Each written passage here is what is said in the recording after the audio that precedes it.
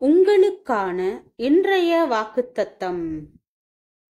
இப்படி நான் சொல்லி ஜெபம் பண்ணி என் பாவத்தையும் என் ஜனமாகிய இஸ்ரவேலின் பாவத்தையும் அறிக்கையிட்டு என் தேவனுடைய பரிசுத்த பர்வதத்துக்காக என் விண்ணப்பத்தை என் தேவனாகிய கர்த்தருக்கு முன்பாக செலுத்தி கொண்டிருந்தேன்.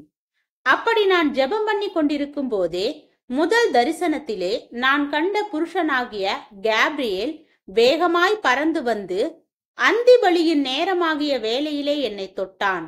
அவன் எனக்கு தெளிவு உண்டாக்கி என்னோட பேசி, தானியேலே, உனக்கு அறிவை உணர்த்தும்படி இப்போது புறப்பட்டு வந்தேன்.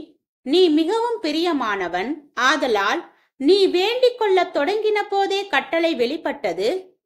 நான் அதை அறிவிக்க வந்தேன். இப்போதும் சொல்லுகிற வார்த்தையை நீ கவனித்து கேட்டு தரிசனத்தை அறிந்து கொள். தானியேல் 9 வசனம் 20 முதல் 23 வரை.